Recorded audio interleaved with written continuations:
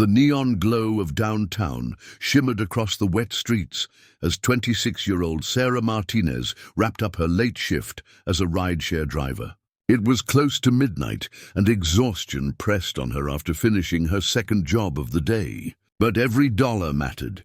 She needed the income to care for her 4-year-old daughter Mia and pay the nursing school fees that could someday secure a brighter future for them both. Sarah drove a modest but tidy car, always making sure her passengers felt safe and comfortable. Tonight had been unusually hectic, with the rain pouring down and corporate gatherings crowding the downtown district. Just as she thought the night was ending, her phone buzzed with one last request: a pickup from the Meridian Hotel. The ride was booked under the name Alexander, with the destination set for a high-end neighborhood about 20 minutes away. When Sarah pulled up, it was clear this passenger would require patience and care. Though she didn't know his identity or background, Alexander Hayes appeared heavily intoxicated as the hotel doorman carefully guided him into the back seat. "Good evening, sir," Sarah said politely while the doorman closed the door. "Your destination shows Oakwood Hills, is that correct?" Alexander, 34 years old and usually the composed CEO of a financial firm, was far from his usual self tonight. A major business deal had collapsed, a vital client had been lost, and instead of returning to his empty penthouse, he had drowned his frustration at the hotel bar. "Yeah, that's right," he muttered, slumping against the window. "Sorry, I don't make a habit of this." "No need to apologize, sir," Sarah replied softly, adjusting her rearview mirror to keep an eye on him. "Everyone has rough days. Let's just get you home safely." As the car moved quietly through the night, Sarah noticed his troubled expression went deeper than alcohol alone. Something heavy weighed on him, and her caring nature made her want to ease his distress. "Are you okay back there?" she asked gently. "Do you want me to pull over?" "No, I'm fine," Alexander answered, though his weak tone said otherwise. "Just a really bad day. Lost something important at work." "I'm sorry to hear that," Sarah responded kindly. "Sometimes losing one thing creates space for something better." Alexander lifted his gaze to the rearview mirror, his tired eyes meeting Sarah's kind reflection. "Do you always get this philosophical with your passengers?" "Only with the ones who seem like they need it," she replied with a small smile. But soon Sarah noticed his condition worsening. He grew pale and looked sick. Without hesitation, she pulled into a brightly lit gas station. "Let's get some fresh air," she said, helping him out of the car with the practiced care of someone who once worked as a hospital aide before becoming a student and part-time driver. She purchased a bottle of water and some crackers, staying beside him until he regained some strength. Though her shift had technically ended an hour earlier, she couldn't abandon someone so vulnerable and alone. "Why are you being so kind to me?" he asked quietly. As they settled back into the car, Alexander asked softly, "Why are you doing all this? You could have just dropped me off and left." "Because everyone deserves kindness, especially when life feels heavy," Sarah answered simply. "And because I know what it's like to feel alone and overwhelmed." "What do you mean?" he asked, curiosity edging his tired voice. Sarah paused for a moment, then decided to open up. "I'm a single mom, juggling 2 jobs while attending nursing school. Some nights I get home so exhausted I can barely help my daughter with her homework. But no matter how drained I feel, she always asks about my day and tells me I'm doing great, even when I don't believe it myself."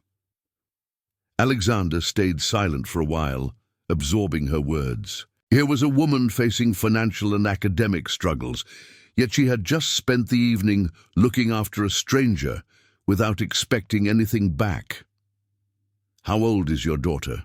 he finally asked. "She's 4. Her name is Mia," Sarah replied with a quiet smile. "She's the reason I'm working so hard, to give her the security and chances I never had." "What about her father?" Alexander asked carefully. Sarah's voice stayed calm, though the hurt was still there.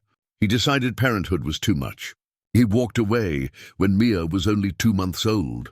When they reached Alexander's residence, Sarah guided him to the lobby and ensured the doorman was aware of his condition. As he sobered slightly, realization struck him. This stranger had cared for him more than anyone in years. Grateful, he pulled out a large sum of cash, insisting she take it. "I can't accept that much," Sarah said firmly, pushing the bills back. "The normal fare plus a small tip is more than enough. But you went far beyond what anyone else would have done," Alexander replied. "You must have your own worries, yet you still took care of me." "That's what people should do for each other," Sarah said gently. Before leaving, she made sure he had water, that his phone was charging, and that he had the contact number of a trustworthy cab service in case he needed help again. The next morning, Alexander woke in his own bed with a pounding headache. On his nightstand lay a business card, Sarah Martinez. A phone number was written below, along with a small note. "Hope you're feeling better today. Take care of yourself." As his memory slowly returned, Alexander realized this young woman had shown him more genuine care than he had felt in years. What struck him most was her strength and dignity, despite the real challenges of raising a child alone, studying full-time and working 2 jobs. She had faced his crisis with professionalism and compassion that many in far easier positions could not match. Determined to learn more, Alexander made some inquiries. He discovered Sarah truly was a nursing student with excellent grades, supporting herself and her daughter through driving and hospital shifts. Her professors praised her commitment and natural ability to care for others. 3 days later, Sarah was astonished to receive a call from the Human Resources Department of Hayes Financial Group. "Ms. Martinez," the representative said, "we're reaching out about a scholarship opportunity. The Hayes Foundation provides complete educational support for single parents pursuing careers in healthcare. We'd like to arrange an interview if you're interested." Confused, Sarah responded, "I'm sorry, but I never applied for any Hayes Foundation scholarship." Sometimes, outstanding candidates are nominated by those who see their potential, the HR manager explained. "This program covers full tuition, includes a monthly living stipend, and guarantees employment in our corporate wellness division once you graduate." The interview was set for the following week. When Sarah arrived at the offices of Hayes Financial Group, she was surprised to be escorted straight to the executive floor, into the office of CEO Alexander Hayes. "Sarah," Alexander said, rising to greet her, "I wasn't sure if you'd recognize me under better circumstances." Sarah's eyes widened in shock. "You're the man from the other night. I had no idea. That I was a complete mess, falling apart in the back of your car." Alexander finished with a rueful smile. "That's exactly who I was. But what you showed me that night reminded me of who I could be." "I don't understand," Sarah admitted. Alexander motioned for her to take a seat. "That evening, I had just lost a major client and drowned my frustration in alcohol instead of handling things responsibly. But you treated me with patience and respect I probably didn't deserve. It made me reflect on how far I'd drifted. Since building this company, I've become consumed with profit and success. I'd forgotten the true measure of a person isn't what they accomplish. It's how they treat others, especially when nobody's watching. Mr. Hayes, the scholarship is incredibly generous," Sarah said carefully. "But I need to know this isn't just charity."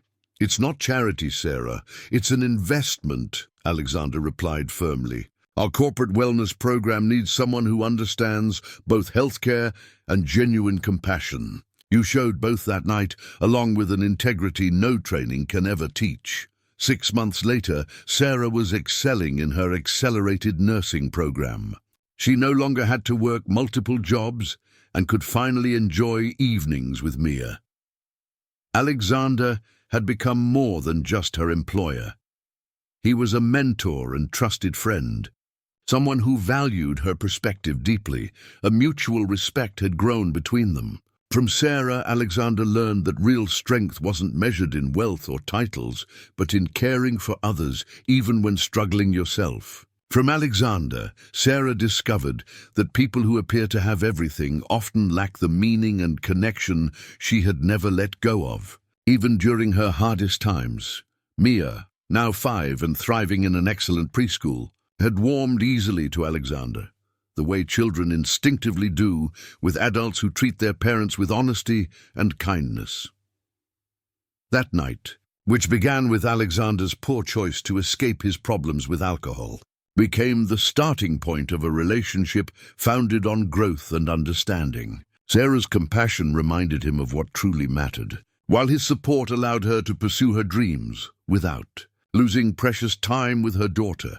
Together, they discovered that the most powerful connections often begin in moments of weakness, when we rely on someone's kindness and realize the person who seems to need help may actually have the most to give.